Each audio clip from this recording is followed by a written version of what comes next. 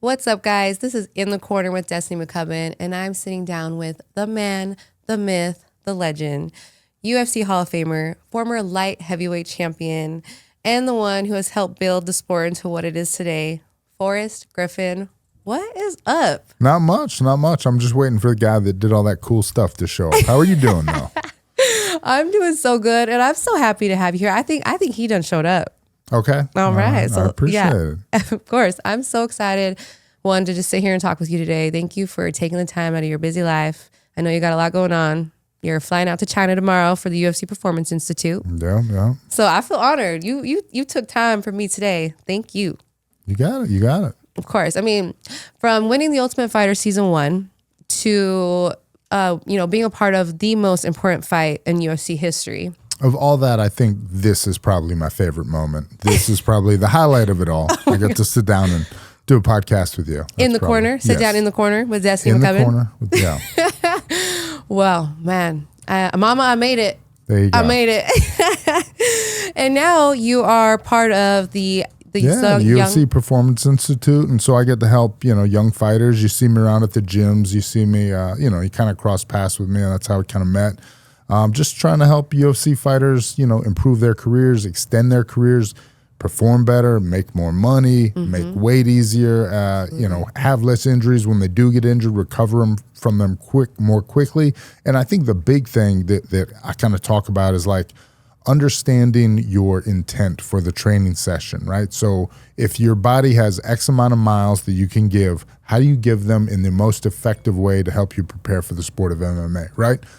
So again, training load management, it is not sexy. It's not, but it is very interesting. And I would tell you, it's probably the most important and overlooked thing in training theory and strategy right now. People really understand, okay, this is how I throw a calf kick. This is how I defend a calf kick. This is how I counter. All right, if he enters at this angle, I'll exit at this angle. All right, this is what I want to do when I get him to the fence. People understand that, and they're very good coaches in that, but people don't always understand how I put together my jiu-jitsu with my grappling, with my wrestling, with my striking. How do I, and then how often do I go live? And again, that depends on the athlete, the weight class, their years in the game, how much sparring they've done. You hear guys like Dustin Poirier and Robbie Lawler say they don't spar.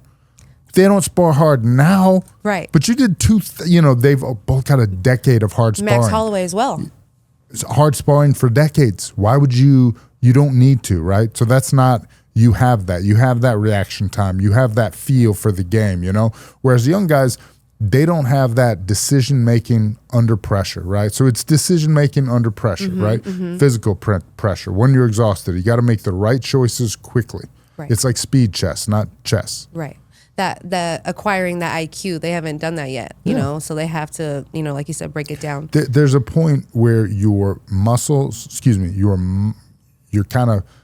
your eyes tell your muscles to do things without your brain getting involved. Right. There is really, that's a real thing. And that's, that's what you need to get to. Okay. I know how to get there, but how often can I do that before I have broken myself? Okay. And being part of the athlete development over at the UFC Performance Institute, how long does it take, would you say, to get to that as a, somebody that's doing this day in and day out? We're talking about for an athlete to kind of get to where they can fight at a high level and flow. Okay. I work with a bunch of scientists, so I never give a straight answer. Okay. It's going to be qualified. It depends on who you're fighting. It depends on how much their experience they have, how used to seeing something like that you are. If you said, hey, I have a great athlete, they're 22, how long till you can get them to the UFC? They're, okay, I would say 3 years. If everything goes well, we can get the fights on a lower, kind of lower level, gradually build that career, not you're here, you're in contender, you're fighting for the championship. It's not the worst thing in the world to have steps in between. Wow. 3 years in a fighter that's okay. That seems 3 quick. years. That seems quick. Yeah. I've seen it's hard. I think the UFC is such a crazy different level. Like it's wildly impressive how much the level changes when you just literally cross that line. You've got PFL, Bellator fighters that are amazing in these promotions, but as soon as they get to that UFC, like the level difference is just so different. I mean, I think maybe we're talking the top 10, top 5. The level difference isn't as different. I think some of those guys that come from the other organizations, they're older. Just like, if I'm being real, it's not that they don't have the skill. It's just that, like, the timing, the physical attributes, they're going. They're in decay, physical decay. They might be mentally superior, but they're in physical decay. What I'll say is the UFC, the difference between that and any other fight organization is everybody on the roster is a killer. The guy that you think it sucks is number 650 on the, on the roster. Right. He's still a killer, And then it becomes, well, how do I match up against this guy? And then don't get me started on people trying to make the right fights for them. That's a whole, and that's something like you fight, right? Mm-hmm. How much input do you want to have in who you fight? That's tough. I mean, not a lot, because I think it's up to my coaches. You know what I mean? Like, no, you don't think so? I don't know. I just made a frowny face. Well, I guess it's a business. Why you? I don't know. It's your career. You gotta it's be your smart. body. You're You gotta the be only one in smart. the cage. Your career, exactly. You're the only one in the cage. I would be careful outsourcing opinions that involve your ass. Like don't. That's at the end of the day, you want the input, but I think you should be the decision maker. You want the input from your coaches, X, Y, and Z. Now, where I was going with that is actually a model that we've kind of identified in the academy system, not just me, but it's kind of common sense. Right. When you're at this level and your opponents change and you don't know who they are going to be, you try to be the best version of yourself. As you progress, and now you're on the main card, and once your picture's on the poster, now you're like, all right, what are my opponent's specific weaknesses, right? So it becomes more less about you and strengthening your strengths, which is as you're building up through the ranks, it is. And then once you get to the top, you start taking more time to look. I don't do anything with matchmaking. I don't have any say on who is in the roster. But I really dislike fighters calling their shot. I dislike that a lot. That is what has ruined boxing, in my opinion. Again, I don't even know that much about boxing. I'm just repeating shit I heard. But if you think about it, I don't want it to be where like a guy has so much power they can just say, I want to fight him or I want to fight her. If you're the best, you fight the second best. And that's kind of that's what keeps this sport pure and a true meritocracy. I'm glad you touched on that, because you're so right. In boxing, padding the record and cherry picking kind of is a thing. You see that a lot. And in UFC, it's not. You can't. Like, it's not. You're fighting who you're. You can pad your record before you get to the UFC. But once you get to the UFC, and that could be detrimental, because then you get there and you haven't fought anybody tough, right? Yeah, but you still want to get reps. You get a weight cut. You get the feeling, the fight day. You still get a lot of benefits from that. You get the cage time and the experience of like preparing for a fight. So you get a hard 6 weeks, 7 weeks, however long you kind of devote to it. You get a walkthrough and you say, man, I felt bad nutritionally. Thank goodness my opponent wasn't amazing. Or thank goodness my opponent was somebody that was good, but they're 36 and they're just looking for a paycheck because I didn't handle my weight cut well. How do I improve that? Right. It's such a thin line too, though, because, you don't pad your record, but then you go out there and lose, and then you ruin your chances of actually going to the UFC. Yeah. And it happens. I think the biggest thing is that guys and gals trying to get in contender. Yeah. When you got to step up sometime though. And that is when you should consult with your coaches and your management and say, am I really ready for this? Right. Exactly. I totally agree. And the thing is though, is like, even on the contender series now, it's like, they're all tough fights. And if you lose, man, you're on the shelf for another. They're not going to have your back right away. You have to go out there and win again. Yeah, you have to get back on them. Back. Proof and that realistically, you belong there. You have to get back down where they're not paying very much for you to fight. Yep. And you have to win 2, 3 in a row before they'll give you another crack at it. Yes. And heaven knows if you're already 34, 35. You might not get another shot. It's heartbreaking. It could be devastating. But it's not your forever job. This is not like, I always joke, and it's inappropriate, but it's not like dancing and sex. Fighting's only fun if you're good at it. It's not fun if you're not good at it. You should stop now. 100%. Yeah. No, it's not for everybody. It's not. And sometimes I think some people, you got to be realistic with yourself too, you know, like when you, sometimes it's like, okay, we are at this time, it might be time to walk away. Yeah. I mean, I'd say like throw the realistic out once you get to fight week though. Yeah. You're John Jones. You're the man, Oh yeah. You were it. You were that, you were that girl. I don't mind an excuse. Like I have a lot of excuses for times I lost. And you know what? Excuses are just things I did poorly or things that happened to me that did contribute to me getting my ass whooped, which is fine.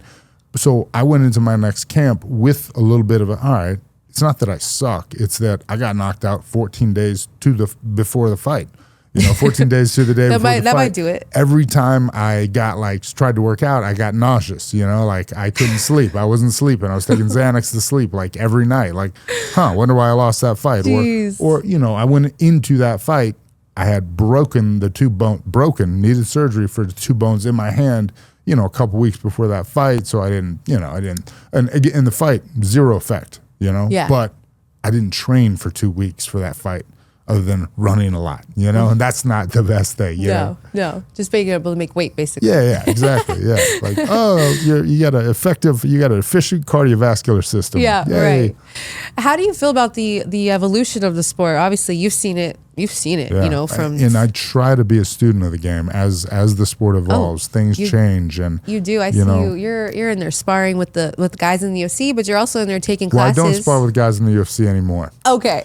I used to, but again, because I work for the UFC, I don't even drill with the guys in the UFC. Okay. But no, I like to spar with the up and comers. Yeah. Like some of my best sparring partners are like some 19-year-old kid. I don't know him, but sometimes he gets angry. But like he's just good work for me, you know.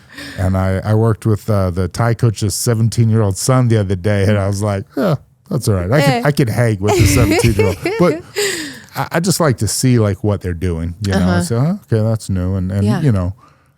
You kind of have to put yourself in there a little bit. 100%. As long as I can, anyway. There's a clock on that. But I don't see it ticking though. I don't see it. I think you got time. I got a few rounds. You got time. It's crazy though. Like today, where it's at is everybody's good. You were at Tough Enough 143 the other weekend at the Palms. Yeah. Even the amateurs are good. Yeah, like it's so wild to see where this game is and the evolution of it. And I'm back to like me talking about 3 years, right? That's what makes you think, really? Yeah. Still. You're right. Yeah. Yeah. It's like, because the amateurs are good and they've been training since they were 14, like the Raul Rosas's of the world, who went down to Mexico to have pro fights when he was 17. No, I agree. The amateur level is much better, but let me be 100% real here and a bit of a jerk. Please do. I watched the amateur portion of the card, and I think, I could hang with those guys. I could get in there. I watched the pro portion of the card, and I say, nope. How did I ever do that? That's crazy. Those guys are good. Oh, I'd have been choked out there. I'd have broke down. He didn't knock me out. You know, so there's definitely still, there's still differences. Yeah. No, yes, of course. But even the evolution of that, like back then, the pros now, could you be hanging with these pros? No. You can't compare. You can't compare different fighters from different generations. All right. So when I started, we paid $50 to go into a seminar, and we went in some little closet. We learned the secret moves from some old crazy guy, and then we didn't want to do that move till there's a fight. Now, the velocity of information has changed because of the YouTubes and the social media. So if you have a submission, if you have a highlight, boom, it's out there. Then Monday, I see that technique. I see it Saturday, and then Monday we go in the gym. What do we do? Hey, did you see that thing he did? How did he choke? Let me see. I've never seen that. And now, boom. So the knowledge transfer of the sport, it's transmuting globally and very, again, like at a very high velocity, right? So the information turns over quicker. There's more ways to learn. There's more ways to research. There's guys, oh my God, I forget the guy's name. I follow him on Twitter. It's literally the only reason why I go on Twitter. I forget his name, but he's the only reason, and you forgot his name. Yeah. He just does, and I've talked to him several times, just reached out and was like, hey, what you're doing is amazing. And I might just pay him on the side to do some projects, but he does like amazing work as far as comparative analytics, like this fight versus this record, or, he posted a thing, it was like, the LFA, this is the fighters that have had 2 fights in the LFA. This is the record in UFC. Cage Fury, Cage Warriors, just seeing kind of like, for us, like, well, where's the talent coming from? And when they get here, how ready are they? Right. Absolutely. So there's all kinds of cool stuff. And then you have the technical breakdown. Like, I got one for you. What percentage of a UFC fight, and this is 2022 to 2017, I need to rerun the data, maybe 2023. What percentage of the US fight takes place at distance where if we're fighting, we are not touching each other? We're fighting, we're not touching each other. I'm going to say... We're punching each other, but we're not clinched on the fence, on the ground, or we're entangled. Striking. Okay. I'm going to say... Striking, setting up shots, whatever. Yeah. 42%. 62. Really? 62-ish%. That's average across all weight classes. The other thing I learned, a guy named Dr. Duncan French, my boss, taught me this in 2017, and I was very upset that I did not think of this like on my own intuitively. Uh-huh. The way you should train for a fight, the competition that you're training for, what weight do you fight at? 125. 125, that's what I figured. And the way I would fight, so I'd be a 185er now because I'm skinny, but they are different. We don't need to be doing the same things. Oh, absolutely. My fight time is going to be shorter than your fight time. I'm going to throw less volume with more power. You're going to throw more volume. The chances of you getting submitted are much higher than the chances of me getting submitted, right? So in essence, if you break it down by weight class, we are training for a slightly different sport. 135ers get like 2 takedowns a fight, like per 15 minutes. That's crazy, right? Like heavyweights get one takedown a fight on average. It's like, again, so this is the kind of stuff that like, it just to me is so interesting, right? And then you can change it like, well, what did 2017 to 2023? Well, I have that data. What does 24, 25 look like? Like, let's find out what that looks like next year or whatever, Yeah. So you just take 3-year blocks and you start to compare them and you compare year over year. What were the most popular submissions? What other sport can say they have new ways that a fight ended or new ways that a competition ended that never existed before? So like new techniques, like there's been new techniques that have been used this year that never existed before. Yeah. Like, I see people do the, let's use the buggy choke. I thought it was fake.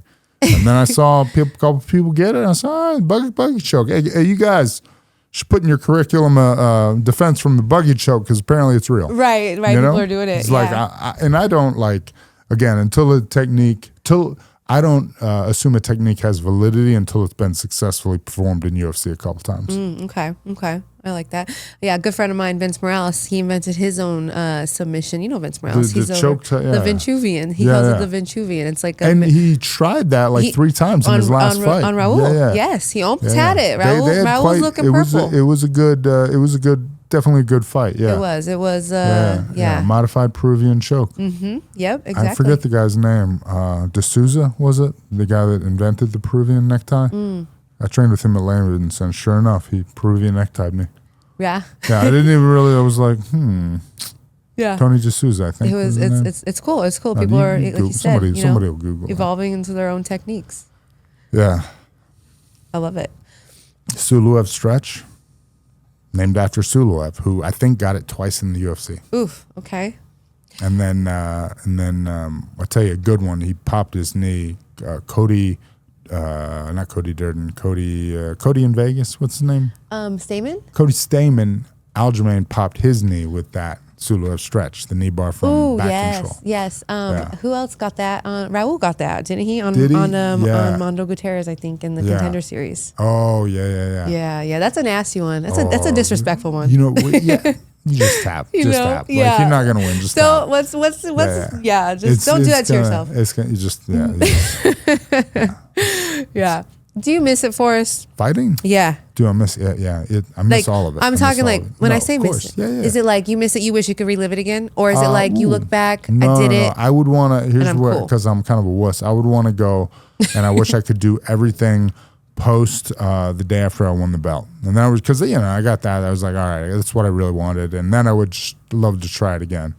And then I would be the founder of calf kicks in the UFC. And people go, oh my God, he's a genius. I'm like, yeah, I'm from the future, bro. But no, I miss, so here's what I think, if you're a fighter, turns out you are, what you should do, in my opinion, is focus on the one thing you're going to get better on today, and like live in that moment, live in that, and like, okay, cool. My goal for the day is to get 1% better at whatever technique it is.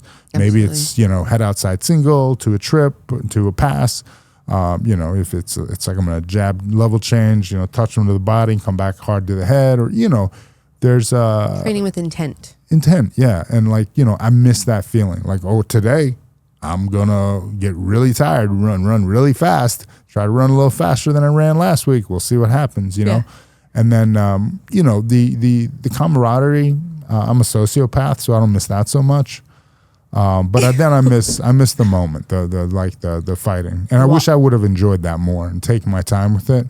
So I was just eager to get to my dessert, which was the fight. And okay, what's all this foreplay nonsense and the guy in the suit talking and the people walking around? Let's go. There's the guy I'm going to fight. I'm here. Let's do this. So you mean you wish you would have enjoyed it more like the walkout? The moment. Yeah. All of that.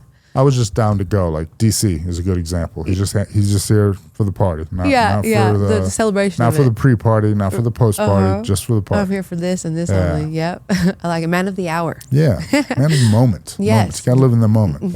Absolutely. Let's talk about the big fight.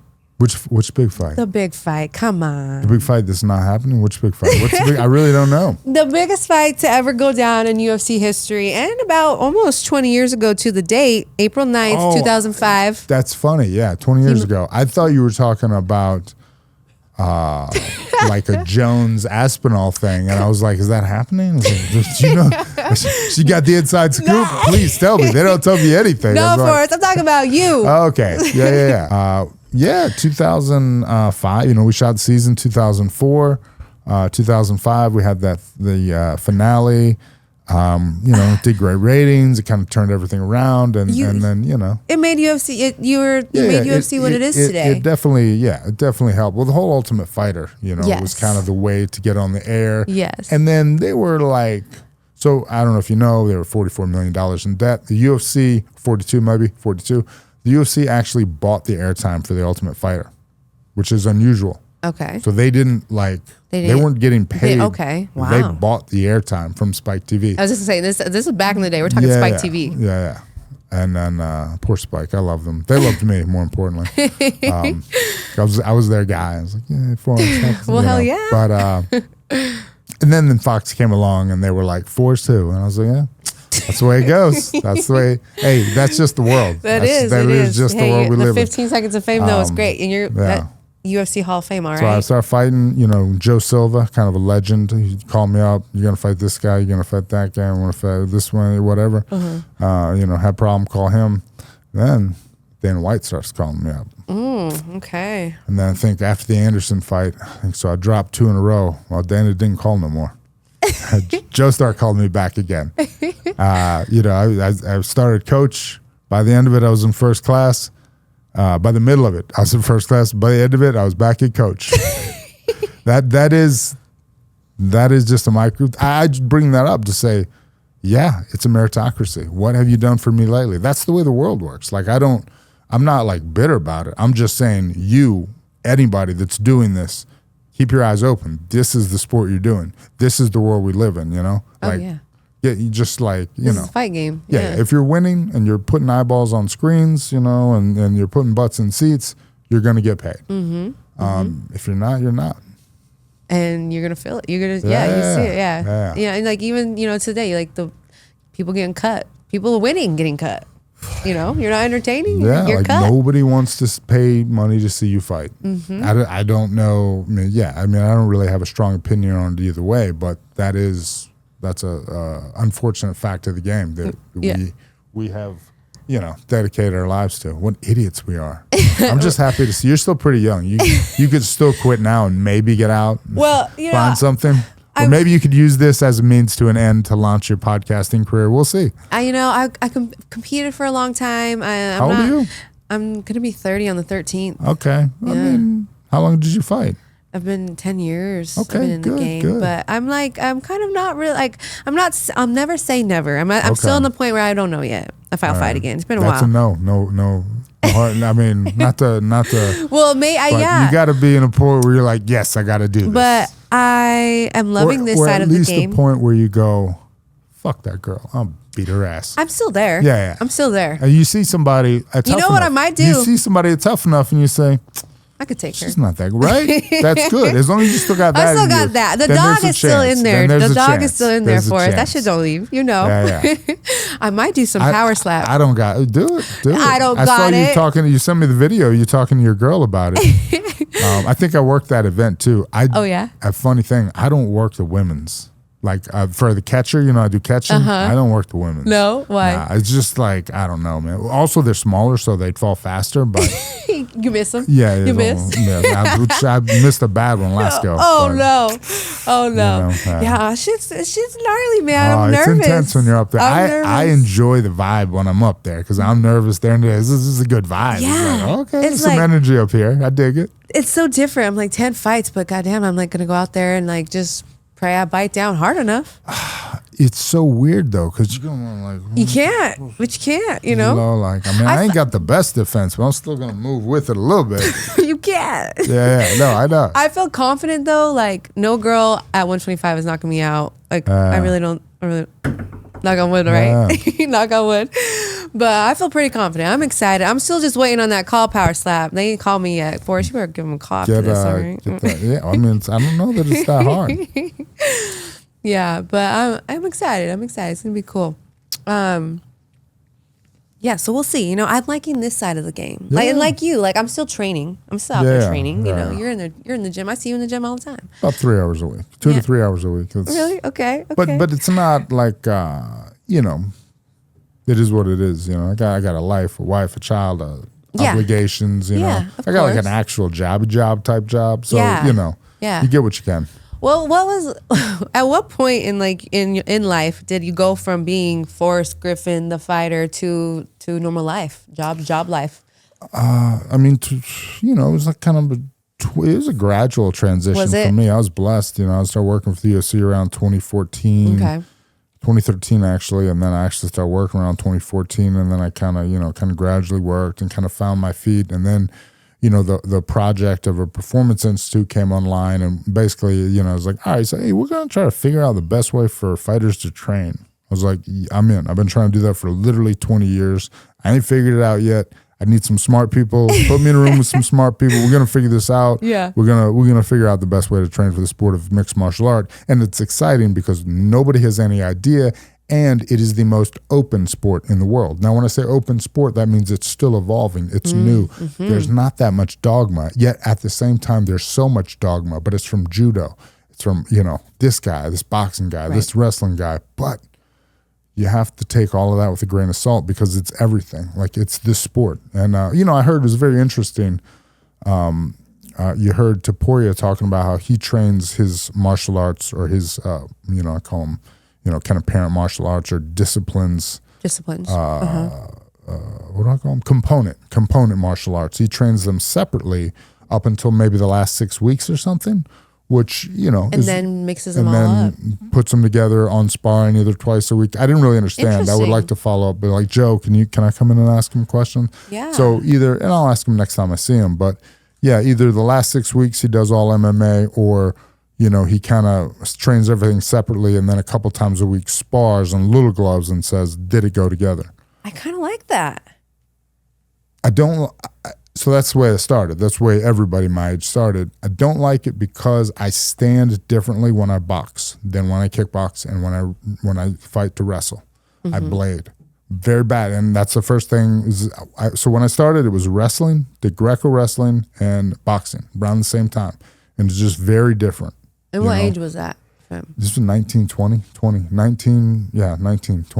Never done anything before. Right, exactly. I just figured, I could fight, bro. And then within 2 years. You played basketball or something, right, growing up? That was your thing. It's during, it's during wrestling. And I was like, I walked in and I was like, dude, I see a bunch of dudes in their underwears. I can see their wieners. This is gross. And then I walked out and we practiced like with the girls teams, and I was like 60. I was jacked. I looked good in the tank top, and I was like, you were wearing that singlet, huh? No. The wrestling thing, like the basketball jersey. Oh, your little and I was shorts. like, oh, I look good. No, they were long. I'm from the 90s, so they were like super long. This is when everybody had long shorts. Sorry, I just looked good in the tank top, and I was like, this is good. I'm gonna do this.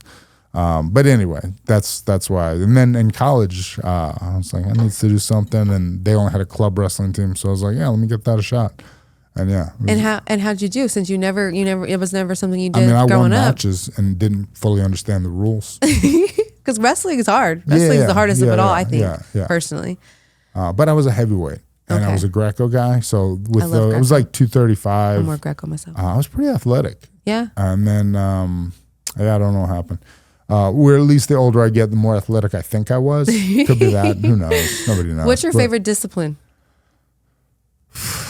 I mean, I like kickboxing. Okay. Jiu-jitsu used to be my favorite, but I don't really do that anymore. So I don't do that anymore. You're never on the mats. Why are you dogging me? Why are you dodging me?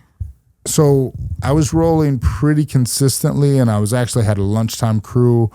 And then we were putting the gi on, the whole deal. Okay. And then COVID happened, and I quit. And then I came back to roll, and I was like, oh my God, I suck.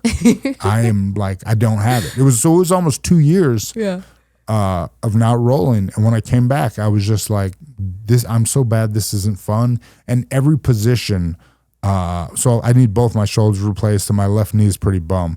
And every position, I'd be like, oh, hold on, stop, go to this side. Oh, no, well, but you got it, for the arms, it's this side, but for the legs, it's this. And it's like, it's like, I just want to roll, catch a sweat, roll, and that's what I was doing before, is it just had a nice little gi flow 3-4 times, 5 times, sometimes a week. We wrestle at lunch. It was Fredson, was bringing in, and then he brought Captain in, and then we just bring other people in. And we had like a really good UFC, like lunchtime jiu-jitsu going. And then, COVID happened and that went away. And when I came back, I was like, oh, nope, done. COVID ruined everything. Yeah. So now even when I coach, I just coach like striking to clinch. And even then I'm like, I'm good. Yeah. When you say coach, are you running some practices at the PI? So I don't run technical practices. I actually run some over at Syndicate on occasion. But now I kind of work with guys in the academies or guys coming up, guys like Ernesto. Who just won in the main event. Yeah, look good. Hopefully that will be enough. The first round finish will get against a very legit Olympian. Yeah, we'll get him on Contender. Yeah, with 5 first round finishes. Yeah. I knew Ernesto was going to take that. He's amazing. He's so talented. Yeah, when the dude had his back, I was worried. That quick. First round, I was like, oh wow. Oh, wow. Again, the other guy's awkward. He can wrestle, and he showed up the fight, Yeah, and, you could tell he just, when he was eating the strikes, it was a little bit of a new territory to him, for sure. Yeah, I mean, it was a great back take. And then, it's funny you say that, because I felt like Ernesto threw, 30 punches?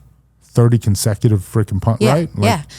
I mean, you look at me like I'm crazy. I'm like, he threw 30. I don't know if anybody threw 30 consecutive punches at me. I don't know what I do. Like, I guess you're right. Boxing, wrestling. I don't care what your background is. Somebody unloads a 30-piece combo going, and he was like going body head, body head, calf kick, body, calf body kick. Kick. Yeah, he was like, oh my gosh, is this like out the gate? Calf kick, freaking swept his leg. I was like, oh shoot, here we go. He ain't playing around, man. Well, and then I watched the kid. I forget. I can't say his name, but nice, Egyptian / American Mahmoud Sabeh. He was definitely limping. I bet. Good kid though. It sucks for him. Good for him. And then, it sucks for him. He's like 32 now. And again, like this is the sport. Like, what do you do now? I get that. I think he's in a little bit of a different place, though. Being who he is in Egypt. Like he's like the most important, or he's like one of the most important athletes in Egypt. I'm pretty sure. Like I feel like that probably goes away if you don't win. Oh, for sure. He's got a great physique. Maybe he can transition into fitness influence. He'd be looking good. Yeah, right. He just forgot to have body fat. Just didn't get around to getting any. No, but that's kind of still like I worry about guys like everybody. Like, what are you gonna do, man? Like this is not your forever job. Myself, Claudia, a guy named Roberto Mena, the people we hire as coaches, like Rojo, and a couple guys that fought in the UFC that work at the UFC now. There's not a ton of them, right? Big Nog, but there's not a ton of people that get to stay in the game. There's not you're not the next Chael Sonnen. I don't know who you are out there, but you're not. That dude is. So it's funny. I don't know. You follow him? Yes, I follow Chael. So I never listened to anything he said. I knew him as a person. Well, you fought him. Well, yeah, but he just and I was supposed to fight him again. We were supposed to fight in the UFC. In the UFC, okay. But he got the Jones fight instead, so obviously he jumped ship, Why get beat up by a mediocre guy when you can get beaten up by the best? Smart move on his part. Smart move, yep. Get the bag. Exactly, right? It was like, let's fight this dude. He's like, I want that leg back. Yeah, if you got to lose to the best. But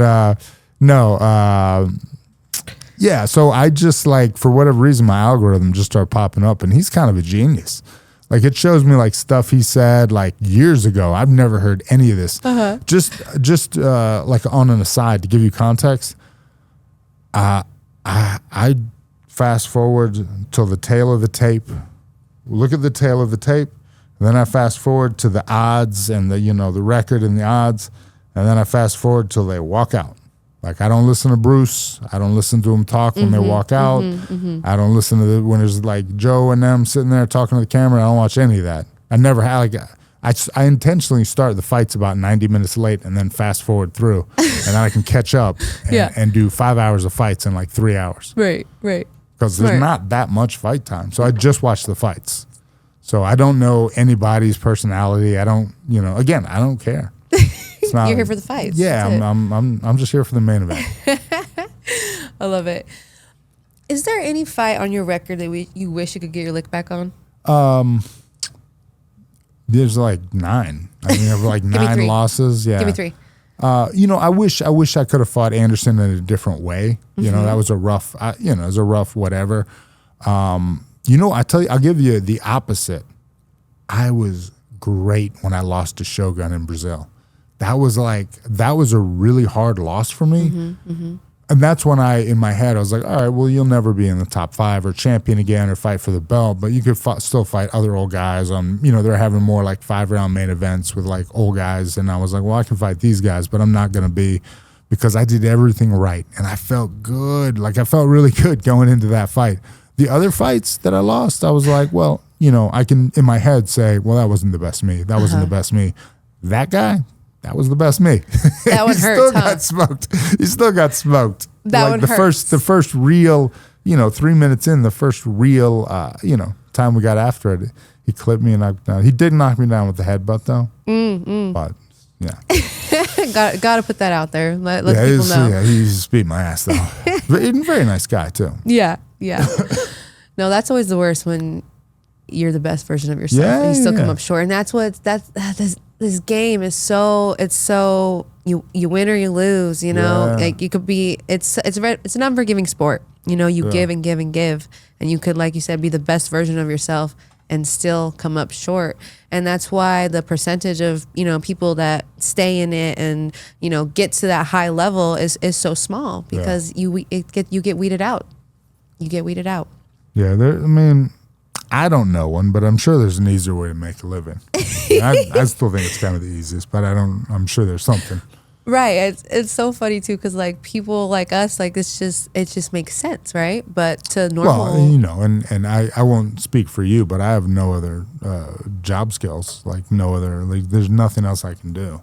Well, I've always said I can't sing or dance, so that's kind of how I ended up here. Yeah. Same. Yeah. Apparently I can talk. I've kind of started to figure this out. I've got this little, this little thing going on. I'm like, okay, I kind of like this side of the game. I love working for Tough Enough, being there. It's so cool. Yeah, it's amazing. Yeah, there's definitely a lot of opportunities. Absolutely. Good luck. We'll see. Thank you. I appreciate that. Forrest, what is one piece of advice you find yourself giving to these young fighters all the time? Stop now. Save yourself the trouble. Stop now. No, I'm kidding. One piece of advice. I kind of already gave it. It's just understand, write down your training. Write down what you're going to do for training next week. Write down how it's going to benefit you. Write just on a paper. You put it in your notes or your computer. You can do whatever you want. what does your training schedule look like for next week? Who are you working with? Identify your sessions. Takes 20 minutes on a Sunday night. And then go back the next week, and on Saturday night, all right, what did I actually do? Like, what? All right, I was gonna do this much wrestling on Monday, but this guy wasn't in and this guy was in. Or I was actually Wednesday, I was meant to do this, but we had this opportunity, and this happens in Vegas a lot. Like, well, I was gonna do this on Wednesday, but these guys came in, so we just grappled for like 90 minutes. Yeah, it's cool. You get that opportunity, like, well, I wanted to work with such and such from such and such. You get that in Vegas. That's the Vegas cool. And that's why people come to Vegas, because you have amazing access to training partners and coaches, and you can jump in sometimes some amazing practices, and they're really cool. Like the Fighting Nerds were just running practices, and they were like, yeah, you want to come in? Come in. And it's like literally everybody's like, yeah, we want to go in. Yeah. So, but they still would have, I'm going to go train at Extreme, or I'm going to go train the Syndicate from 2 to 4, and I'm going to do, but you didn't. You worked out with these guys instead. So, and then you say, well, I felt really good for that fight. Cool. What'd you do the last 6 weeks? Oh, I don't really know. Oh, well, we can't change anything. We can't change, I don't know, to anything but I know. So the next one you got to do, so you know, and then you feel good, you feel bad. Then we can actually have something to work with to change. So you should be tracking your training. Yeah. Basically track your training, and then you can start with just a schedule, a freaking schedule, and then you can get more granular. Okay, well, what are we doing? What am I trying to improve upon? And then, again, intensity without intent is worthless or meaningless, right? So you got to be intentional with what you're trying to get out of the practice, out of the session. And just saying this to fighters, I've gotten better with my own time. Like I do block my time a little better now. I was like, I should probably do that for my work if I'm going to say it to people all the time. I like that. Intensity without intention is meaningless. Yeah, that's good. I mean, because just It's probably the same answer, but I do want to know if you could talk to 25-year-old Forrest today, what would you tell him? What would you tell him? Fuck that guy. Nothing. No, that guy was fine. He was a 25-year-old Forrest. Was honestly got it going on. I will show you. I'll show you me walking out to fights when I was 25, and you're not gonna believe. You'll just be like, "You sure he's walking out to a fight?" I was in the locker room in South Africa when I was 22, fighting, some dude I didn't know, and I'm reading Harry Potter in the locker room before the fight. Harry Potter. And I'm just, I'm big. It's like maybe the third one or so. Who knows? But I'm just reading books in the locker room, and people are like, Are you fighting? I was like, yeah, I hope so. They're like, you seem like you're not fighting. I was like, no, I'm all right. I went down to Brazil with no corner. And I was told, like, I was fine. I was like, yeah. What? Cool. Yeah, and I didn't like. I'm going to call him Michael Michelle Brown. Travis View, if you ever heard of him, he's a legend in the sport. He was there with his wife or girlfriend, and his girlfriend cornered me. Because he fought like right after me. So his girlfriend cornered me. Do you remember anything she told you in between rounds? No, but I fought in King of the Cage in Albuquerque, which is at altitude. I was training in Athens, Georgia. And the guy I met, we got picked up from the airport together. Which is another funny story. But we got picked up from the airport together. And I was basically like, hey, man, will you corner me? On like, what time's your guy fighting? And then, so he just came and cornered me, and I took the guy down, and he had double overs and half guard. And the guy was like, hey, put your head on his chin and start to re-pummel your right arm. And I was like, yeah, I should do that. Thanks, man. Oh, okay. I'm going to listen to that one. I'm not giving you 10%, but thank you. Because I made like $800, so you ain't getting 10% of it, bro. You ain't getting this $80. I'm not paying taxes on this, nothing. I remember when I made like $7,000 and I thought I was the richest dude in the world. Oh, man. I paid zero tax on that. What fight was that? It's a good point. It was actually Chael and Horn. Horn knocked me out in that one. Okay. So it was actually, I guess I fought twice to get the 7,000. Okay, cool. But that's 2003 or 4 money. So 2003. That's before the big. That's before the big one. Before the big. Well, that's before inflation. There's a lot of money back then. Yeah. So is that how you always were before fights? Just chilling, like reading a book? No, it changed. I think the last fight I was like a cucumber for was when I beat Shogun. I was like super cool that week, fine, whatever. After that, I was always tight. I was always angry. I was always pissed off because that is the moment that I was like, I can really do this. I owe it to myself to like really do this. And you know what? Money. I made a little money after the Shogun fight. And I said, I really like money. Oh, I want to make more of this, you know? Yeah. So yeah, you know, and then, you know, money can equal pressure, you know? Oh, It's like absolutely. money will take the joy from things. Yeah. I mean, you got to go and fight for that second check. You know? Yeah. Well, you know, yes. And was it like that back then too? You got a show and a win? Oh yeah. And then it was like, you know, I think they still do it, but the champ, or sometimes when you're fighting for the belt, you get a back end too. Oh. So you get like your residuals and stuff, and you get like pay-per-view points, and you get like a quarter a buy after this, and then 50 cents a buy after this. And Right. Then, you know, so those are big checks. Yeah. And so then you're like, yeah. We were talking a little bit about, 2003 back in the day fights. I want to talk about Edison Paradow, that fight. Yeah. That was like, Yeah. Well, that was the fight I came out. That was the fight I'm talking about. I came out in Brazil. Yeah, the one you broke your I arm. broke my arm. And tell him how you won. Well, I knocked him out with my other arm. But is it true you have the permanent damage? I kind of let me see this lump. Just that. Oh, if you look on the first season, it's not bad now. If you look on the first you can season, see it of the though. I see it. Yeah, I if you look on the first season of Ultimate Fighter, it's really bad. So what it was a non-elephant union. So it didn't. The bone itself didn't heal. So it kind of did this deal. You can't see on the camera, but understand it's a thing. And then so calcium went all around it, but didn't actually get to fix the bone. I needed surgery. I needed a plate in there, but again, I had no medical insurance, so I just fight life. I just waited 8 years and it fixed itself. But even on the Ultimate Fighter, which was like 2 years later, Sam Hoger kicked me, and I thought it was broken. Really? Like I thought it was broken actually before we fought. So he hurt my arm before we fought. And that was back when we would go, they had EMTs there. So the only person that ever checked it out was an EMT. And he was like, well, I mean, I can tell you it was broken before. And it was like, yeah, well, it was broken before. I know that. I got those x-rays, but yeah. Does it still ever give you problems to this day? No. Totally I've got pins, 7 pins in these, a plate in this one, and they're both fine. My writing's sloppier now because for whatever reason I can't hold a pen the way I used to. Just a couple flesh wounds. But Nothing crazy. but the first year living in Athens, only on this one, it starts stinging.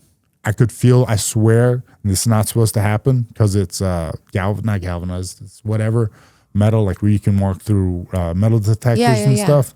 But I could feel it like get cold. Oh yeah, I could feel the metal get cold. I was like, oh, what the hell? Really? Oh my goodness! It's cold. Yeah. So I would my walk hand is around cold, but I'm not cold. Yeah. If it was like, I would walk around in gloves and like I would look like Dexter basically. I'd walk around in like gloves with when it wasn't that cold. Yeah. So talking about Athens, you're a Georgia boy, right? Yes. Georgia boy. Yeah. You were in law enforcement for a bit. That's what Is that I right? tell people. Yeah. You were a police officer? I was. Okay. Not a good one. Not that I was crooked. I was just inept.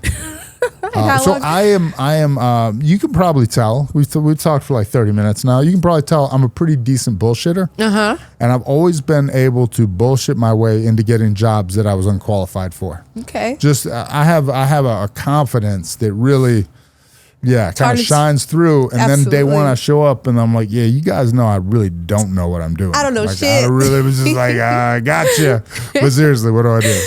So how long were you a police officer? 2 years the first go round until I paid my contract back. Then I quit to become a cage fighter for 2 years, and then I ended up homeless. And then I finally got a fight or got a job, and I was a cop for like 11 months, which I bring up because then I got the call to do the Ultimate Fighter, and I only had 17 days notice. I was a replacement. I bring that up because if you hadn't worked there over a year, you were not eligible for rehire. So if I left the job, that was it. And that was kind of a big deal to me. And then the story, this just has the benefit of being mostly true, is I was at the airport. This is 2004, so cell phone service wasn't great. And I called my lieutenant, and I was basically like, what have I done? I don't want to do this. I've messed up. I'm just going to end up homeless again. I'd never seen a reality show. I'd seen maybe one episode of Real World, so I didn't really know what I was doing. I was doing the show. I only had 17 days that I knew about it. I didn't apply for it. They found me. And, I was like, the only reason I was doing it is because they said, you'll get to train with Chuck Liddell and Randy Couture. So I don't know. I'm trying Say two best less. guys in the world. Say Yeah. less. I'm there. And anyway, Who found you? Dana? Dana called? so I talked to the producer. I don't want to say his name was Amit. He was a really cool guy. We later kind of became friends, and then I lost touch because he got a better job. No 20 years Ultimate Fighter for him. I hope he's doing well. And so then he put me on the phone with Dana. Dana gave the most amazing speech. You think the "Do You Want to Be a Fighter" speech was great? This speech was way better. Now, this is 2004 cell phone service, so I didn't hear shit he said. But I'm sure that it was a great speech. And I was like, well, It was good enough to get me there. yeah, it's like, I'll get on the plane. I didn't hear a word he said. Sound like he's underwater in the tunnel, but I'm gonna get on the plane. Yeah, exactly. Yeah. Exactly, right. Wow. And okay, so do you ever go back to Richmond now? Because that was Richmond, right? Where you were a sheriff? Richmond County, Sheriff's office. Augusta, Georgia. Okay. Basically. Okay. So Augusta, do you ever go back there and do you talk to the lieutenant like you had said? Don't. No. Lieutenant White. No, I haven't talked to him since. Okay. Super nice. I'm sure guy, he's though. followed your journey. Yeah, they were just like, that guy's a knucklehead. Thank thank goodness we got rid of him. Right. He was gonna get himself hurt. I did actually get in trouble once, where I got on my eval. They just said like Forrest thinks that his size and strength will make him vulnerable. So I used to walk into any situation like, "What's up, guys?" And they were like, they literally got noted, not written up, but like on my eval was Forrest thinks that his size, strength, and fighting ability will make him invincible or something. I was like, I'm also 23, so I am invincible, in case you guys know. This is the craziest thing. You have no idea. Nobody can know what this was like. I was pretty decent at fighting people in 2000. It was like being a ninja. It was like a superpower. People didn't know what this was. You got to understand, nobody knew. If you hadn't wrestled in high school, right. and in Georgia, nobody wrestles, so nobody knew. Like I remember, Stephan Bonnar had the exact same story. I choked a guy out, and then I just set him down, and his girlfriend starts screaming, "Oh my God, you killed him!" And I was like, "Wait, what? Did I kill him?" I was like, "Oh no, he's just fine." taking a nap, I bro. mean, I was terrified. Like I was a bouncer, I was like, choked him out, set him down nice, but it was like being a ninja. Like I was in a fight with 3 guys. I like arm drug all 3 of them, choked them out, and just set them down. And I was like, "This is crazy." Hit him with the arm drag. Yeah. No. Well, or you catch the overhand here, and then you whip it around to the arm drag, to the back, arm drag hand, cross the throat, lock it up, big hips in, pull them off their feet, and then as you pull them back, you can pull them to their butt, and they're already out. You were a bad mamma jam back then. No, I was just fighting people that didn't know what they were doing. Right. It was like, and now like everybody kind of trains, and I'm an old man. Yeah.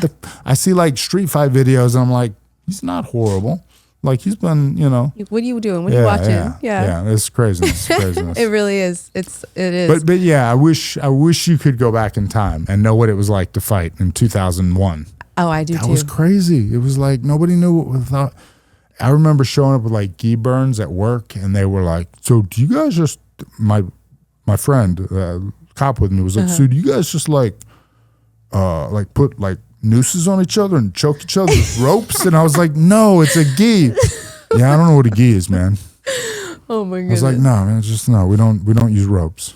So, do you ever like think about doing seminars for police officers, or have you? I have for years. That was actually going to be my retirement job when I washed out of the UFC. But now I'm just not physically in shape, and I've just got too much on my plate. Yeah. It's definitely something. And then the FBI guy said, You're kind of important. Who's the FBI? I forget his name, but yeah, he was actually talking about how the UFC fighters need. You know what I'm talking about? Yeah. No, I think. And so people like were reaching out, and I was like, not me. It is great though. They Like definitely Dan should. Severn is post certified, which means he can give hours to police officers. Cole Miller, the guy I used to train with from Georgia, that's a lot of what he does is tactical stuff. Okay. Like, it's basically like you do Kimuras, but you're gun side. You do sweeps, but the fact that you have a sidearm. So it's just, you just basically take what we do and then you alter it and you say, well, you could also thumb the guy in the eye. Right.